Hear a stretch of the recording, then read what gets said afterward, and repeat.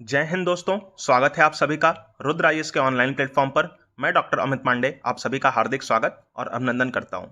बच्चों, पिछली वीडियो जो मैंने आंसर की के संदर्भ में बनाई थी, उसके बाद बहुत सारे बच्चों ने ये कमेंट किया था कि सर, अगर आपने सच में इतने इंटरव्यू वगैरह दिए हैं या इतने मेंस वगैरह लिखे हैं तो आप हमको एक आध मार्कशीट दिखा दीजिए। तो बच्चों देखिए, मैं 2016 से लेकर के 2022 तक एक्टिव था और 2018 और 19 में मैंने यूपीएससी का इंटरव्यू दिया था और साथ में 2020 में मैंने यूपी पीसीएस का इंटरव्यू दिया था। 2022 मेरा लास्ट पेपर था यूपीएससी का, जिसमें भी मैंने मेंस लिखा था। हालांकि मैं 2020 में जो है वो जॉब में आ गया था और मैं पढ़ाने लगा था, तो उसके बाद मैंने किसी भी परीक्षा की ढंग से तैयारी करके एग्जाम नहीं दिया। तो 2022 के बाद तो मैंने कोई परीक्षा ही नहीं दी है। 2022 ही मेरा आखिरी अटेम्प्ट था जिसमें मैंने यूपीएससी का मेंस भी दिया था और साथ में उत्तराखंड पीसीएस का भी एग्जाम दिया था। उसका भी प्रीलिम्स हो गया था तो उसका भी मेंस दे दिया था, लेकिन क्वालिफाई नहीं हुआ था। तो सारी मार्कशीट तो मुझे नहीं मिली क्योंकि बेटा बहुत पुरानी, मतलब जितने भी है ना वो बच्चों बहुत पुरानी है। और जो 2020 के पहले की मार्कशीट हैं वो मुझे मिल ही नहीं रही हैं ढूंढने पर भी। अगर किसी भी बच्चे को पता होगा कि यूपीएससी से कैसे वो मार्कशीट डाउनलोड कर सकते हैं तो आप लोग प्लीज़ मुझे कमेंट में लिख दीजिएगा, मैं उनको डाउनलोड करके आपको दिखा दूंगा। लेकिन देखिए, मैं आप लोगों को शुरू से दिखाता हूँ कि जो भी एग्जाम्स मैंने क्वालिफाई किए थे। तो सबसे पहले बेटा, मतलब कुछ बच्चों को तो बेटा कहने पे भी आपत्ति थी, तो बेटा नहीं कहूँगा। हालांकि पढ़ाते हुए जहाँ भी हम लोग जाते हैं, भले बच्चे किसी भी उम्र के रहें, एक शिक्षक और गुरु का संबंध होने के नाते हम लोग मुंह से प्रेम से बेटा ही कहते हैं। लेकिन चूंकि आप लोगों को वो ठीक नहीं लग रहा तो कोई बात नहीं है। भाई मित्र जो भी कहेंगे, जो भी मैं कहूँगा वो समझ लीजिएगा, और अगर बेटा शब्द मुंह से निकलता है तो क्षमा कीजिएगा, क्या ही है। आप लोग दयावान तो हैं ही, है ना। ठीक है, तो मैं आप लोगों को सीडीएस 2016 मेरा पहला एग्जाम था सीडीएस का, जो यूपीएससी कराती है।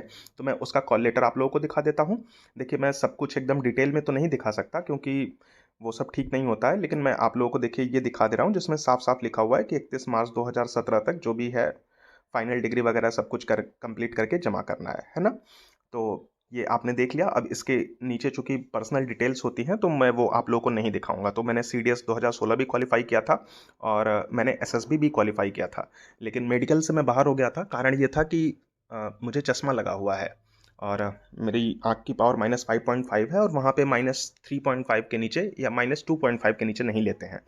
तो इसलिए उन्होंने मुझे लेसिक आई सर्जरी कराने को कहा था, पर मैंने लेसिक आई सर्जरी नहीं कराई थी क्योंकि उस समय लेसिक आई सर्जरी 2016 में उतनी सक्सेसफुल नहीं थी और घर में खाने पीने के वांदे भी नहीं थे कि मुझे इतना रिस्क लेना पड़े। ठीक है, तो वो वाला मैंने सीडीएस ड्रॉप कर दिया था और उसके बाद मैंने सीडीएस का एग्ज़ाम फिर नहीं दिया।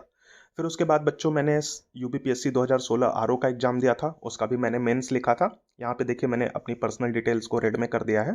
बाकी आप लोग देख ही सकते हैं, नाम लिखा हुआ है, रोल नंबर लिखा हुआ है, आप लोग चेक कर सकते हैं। ये प्रेफरेंस सीट होती है। अधिमान्यता प्रपत्र ये तब फिल करने को मिलता है जब आप प्रीलिम्स पास कर लेते हैं, है ना। तो आप देख लीजिए, यूपीपीएससी 2016 आरओ का भी मेंस दिया था मैंने। ठीक, उसके बाद फिर मैं आपको दिखाता हूँ। ये देखिए, ये यूपीपीएससी 2017 का आरओ का मेंस है ना।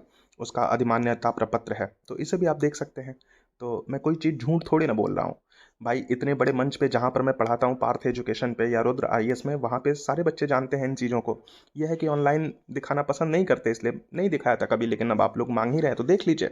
ठीक, इसके बाद फिर बच्चों मैं आप लोगों को दिखाता हूँ 2020 का, पहले 2021 का दिखा देता हूँ।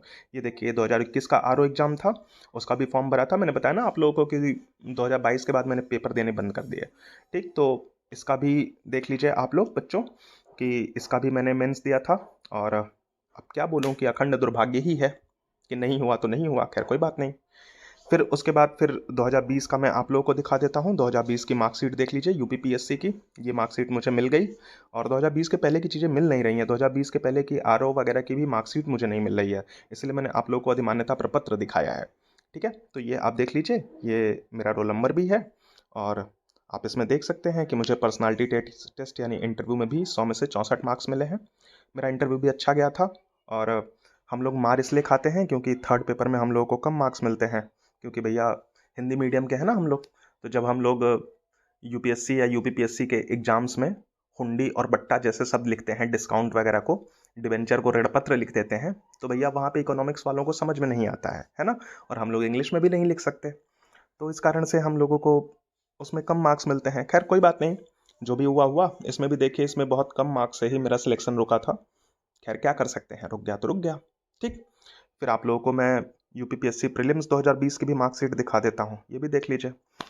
देख लीजिए बच्चों, इसमें मेरिट गई थी जानते हैं कितनी? इसमें क्वालिफाइंग मेरिट थी 42 क्वेश्चंस की, और मेरे हैं मतलब 84 नंबर के करीब मार्क्स गए थे क्वालिफाई होने के लिए जनरल के। मेरे 103 मार्क्स हैं, तो मेरे मार्क्स ऐसे ही आते थे और हमेशा ऐसे ही आते थे। मतलब जितनी भी कट ऑफ होती थी उससे 10 नंबर से ऊपर ही मार्क्स आते थे, क्योंकि पढ़ने की टैक्टिस वैसी थी।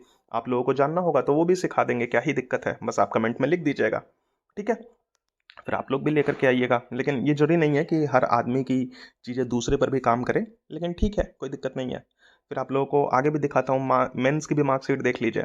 अब इसका इंटरव्यू मैं नहीं दे पाया था, इंटरव्यू इसलिए नहीं दे पाया था क्योंकि प्रीलिम्स मतलब मेंस क्वालिफाई नहीं हो पाया था, और मेंस केवल 16 नंबर से मैं क्वालिफाई नहीं हुआ था। और इसमें भी सबसे बड़ा योगदान वही जनरल स्टडीज़ थर्ड पेपर यानी उसका है, इकोनॉमिक्स का।